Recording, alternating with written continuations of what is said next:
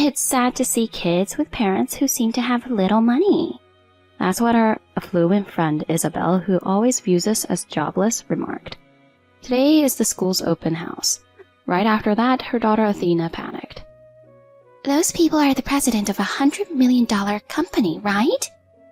Hearing that, our friend, who used to think low of us, was surprised.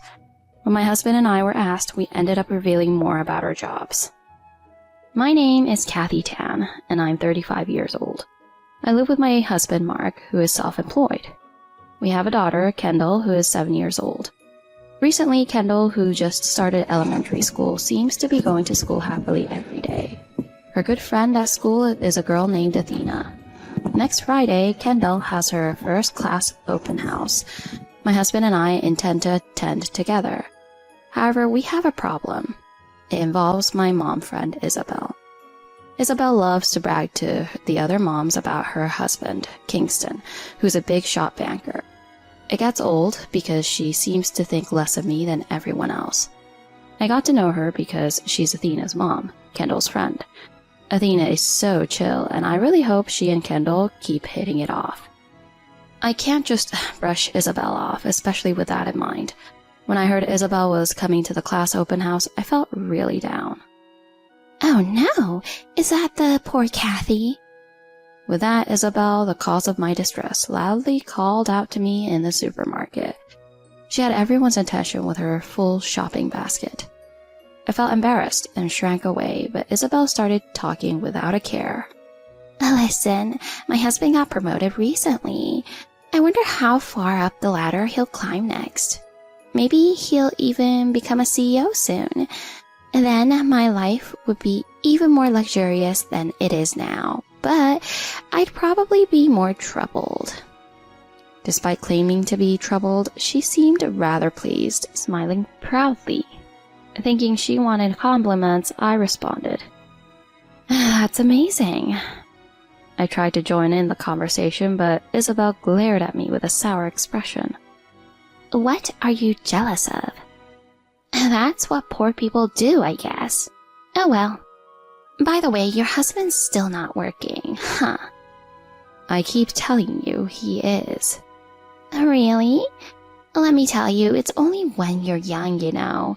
Thinking you can get away with being cute without working. The older you get, the more you worry about the future. Money is something that can ease unnecessary worries. Isabel always has her own selfish ideas. Seeing her usual self, I couldn't help but sigh. Are you even taking my conversation seriously? You said you were self-employed, but that's no different from being unemployed. With that, Isabel exclaimed, scoffed at us, and then walked away. Left behind, I felt the uncomfortable stares of those around me, so I quickly retreated. I'm always being dragged into Isabel's words and actions, feeling like I'm being tossed around. I wish she would stop already, but she's Athena's mother, so I can't avoid her. What a downer. When I discussed today's events with Mark at night, Mark sighed in exasperation and looked at me with concern. I have a busy day at work tomorrow, so I might be a little late. Is that okay? Yeah, I want to make sure to attend Kendall's open house. Yeah, that's right. I'll try to hurry as much as possible, too. Thinking that Isabel would likely criticize us again at tomorrow's open house, I sighed deeply once more.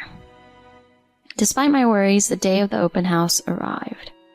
Due to a hectic work schedule, I hurriedly came to Kendall's classroom still in my work clothes. As I entered the classroom, the class open house began. Just in time. I was thinking that when Isabel found me and came next to me in a good mood. Hey there, what's with that outfit? Work clothes? How lame.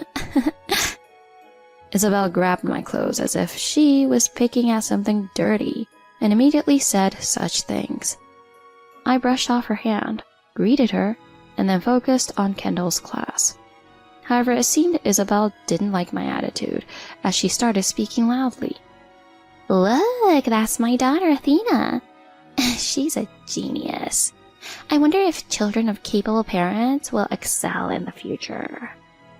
The other moms glanced irritably at her as she said this loudly. Even Kendall's teacher during the class managed a wry smile and advised, Let's keep it quiet. but Isabel didn't stop speaking loudly. Didn't you say your husband would join us? Where on earth is he? My husband will be a bit late due to work. Poor people seem busy, huh? Well, my husband is a big shot, so he's even busier. Is your husband planning to come and work close too? With a proud look, Isabel glanced at me, and I just gave a polite smile back. Suddenly, I looked towards the window of the classroom and saw Athena glaring back at Isabel with a disapproving expression. Mom, please don't do anything too embarrassing. Athena muttered in a whisper, looking embarrassed at the stares of those around her. Still, Isabel was in a good mood and continued to brag about her daughter. I was trying to go along with Isabel's conversation and dodge her questions, but even though I kept my distance, Isabel, all cheerful, wouldn't stop talking. My daughter is a genius. Your daughter will probably just be a disappointment, but mine, unlike others, is destined to be a success in the future. Well, Athena does always have good grades, but perhaps it's better to lower your voice a bit. I tried to advise, but it seemed Isabel didn't like it. She glared at me angrily, then continued speaking loudly. I don't know about your kid, but take a look at this. It's the math test returned this morning. Of course it's a perfect 100. In both language arts and science, perfect scores. Impressive, right? Isabel happily holds up the answer sheet. It seems it was distributed in the morning. I sincerely praised her for the achievement, which made Isabel even happier. We're pretty well off, so we hired a top-notch tutor for my daughter, and I'm putting in the effort now, aiming for a top university in the future. The financial support for my daughter sets us apart from others around here. Isabel grinned smugly, looking at me. Feeling a sense of dread, I tried to switch topics, but Isabel, with a determined tone, cut in before I could speak. Right, your family is poor, so you couldn't do something like this. Oh, sorry, I shouldn't be saying these things. Well, kids from poor families are pretty much set up to fail from birth, right? What do you mean by that? Oh, sorry, did I offend you? Isabel giggled. I genuinely thought she had a terrible personality. Feeling like I'd explode if I kept talking to her, I took a deep breath to calm down. However, Isabel continued to belittle me and my family with her words. Kathy, your husband doesn't make much money at all. He's a complete failure. He claims to be self-employed, but doesn't he think his child deserves better? If it's just a hobby, it would be better for you, Kathy, to do it alone, not your husband. That's nonsense. There's no need for you to worry. We can live just fine with our self-employment. But Kathy, I don't mean to be rude, but you don't look very convincing in that dress, do you? I felt uncomfortable under Isabel's scrutinizing gaze.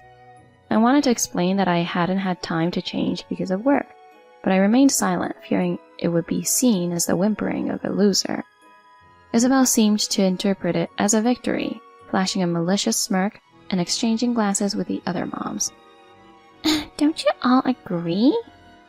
The moms, feeling awkward, averted their eyes and forced ambiguous smiles. I suggested we go outside to avoid inconveniencing others with our conversation, but Isabel ignored me. Apparently dissatisfied with the response she received, she sighed loudly in frustration. Everyone around here thinks it's not even worth talking about someone like you. Oh, right. Kendall, wasn't it? Shall we take a look at that child's test results? If I'm not mistaken, they should be below average. I had no intention of falling for such a cheap provocation, so I declined. Besides, having just arrived, I certainly didn't have any morning prints with me. Thinking this, Isabel walked up to Kendall's seat and looked down on her intimidatingly. Kendall, could you show me the answer sheet for the test that was handed out this morning? I hurried over to Isabel and said, "We're in the middle of a class right now." I tried to return to my seat, but Isabel stubbornly refused to move her feet.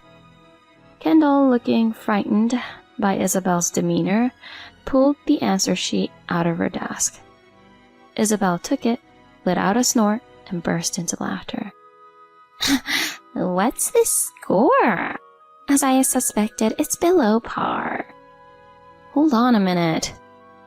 To score so low? It's really pathetic. Isabel chuckled to herself. Kendall looked embarrassed, shrunk in her seat as she glanced at Isabel. Unable to bear it any longer, I confronted Isabel, trying to defend Kendall. "That's enough. Don't belittle my child. Besides, we're in the middle of a class. Do you think it's okay to behave like this?" However, instead of stopping her insults, Isabel continued to mock us further. But don't you want to clarify things like this? I'm sorry, teacher, but your class isn't really worth anything to my child, is it? Isabel even started mocking the teacher, laughing out loud.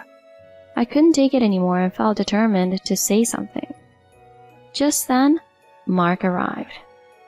What's all this commotion, Kathy? I can hear you all the way in the hallway. Mark, Isabel and I were just... When I turned back with an angry expression, Mark was surprised, leaning back in surprise. Just then, Isabel interrupted us. Wow, as expected, you came in your work clothes. Ugh, it looks so poor. Isn't that outfit something factory workers wear? Have you started working at a factory to return to the workforce? Isabel laughed and smirked as she said this, and Mark glared at her in irritation. I'm sorry, it's just that I'm so honest that the truth slips out. Oh, I am Isabel, Athena's mother. My husband is an elite banker. Oh, by the way, if you like, should I ask my husband to introduce you to a good job? Isabel's attitude, mocking us at every turn, made my blood boil. Mark, too, turned red with anger and looked up at her.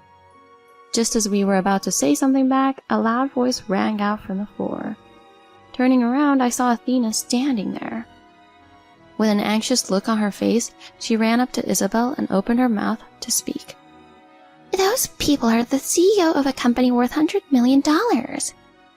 Huh? Immediately, there was a murmur of excitement in the classroom. Oh, Athena? What do you mean? Why would you think that? In her confusion, Isabel listened as Athena whispered to her in a low voice.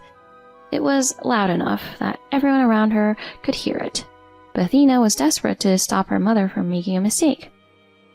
You know, Kendall once took me there. These people are the CEOs of a big factory nearby. What? What do you mean? Isabel looked at the both of us with a surprised expression. When I explained, yes, we visited the factory once, Isabel's face drained of color, even more surprised. I don't believe it. Don't think you can fool adults just because you can fool children. Then I'll prove it to you. When I said that, Isabel stiffened. If you can, then go ahead and do it, she said, glaring at us. Here it is. I said so and opened a video site. There, the interview we had as a couple previously was playing. Since it was in a documentary style, footage of inside the factory was also clearly visible.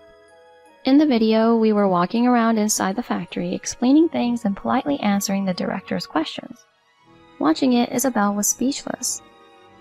No way. That factory is yours? With this, you understand that we're working properly and there are no financial issues, right? By the way, could you listen to me for a moment? When I said that, Isabel clenched her teeth and looked at me with a frustrated expression. We're having a classroom open house right now. If you're going to cause any more problem for those around you and make my child and Athena uncomfortable, then leave with us. We apologize for causing trouble to the teacher as well. We will leave responsibly. As I said this, lowering my head deeply in apology, the teacher also lowered her head in the same manner. Isabel, judging people solely by their appearance isn't right. You've been mocking us as poor or unemployed for a long time, right? So what? Do you have something to say?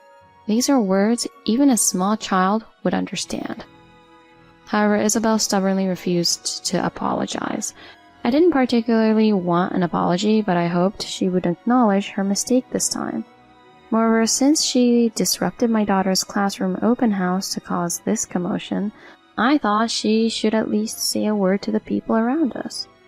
Even so, Isabel remained silent, and I sighed in exasperation. Then Athena stepped forward to Isabel and lowered her head to me. I'm sorry my mother caused trouble. I was surprised by Athena's unexpected action.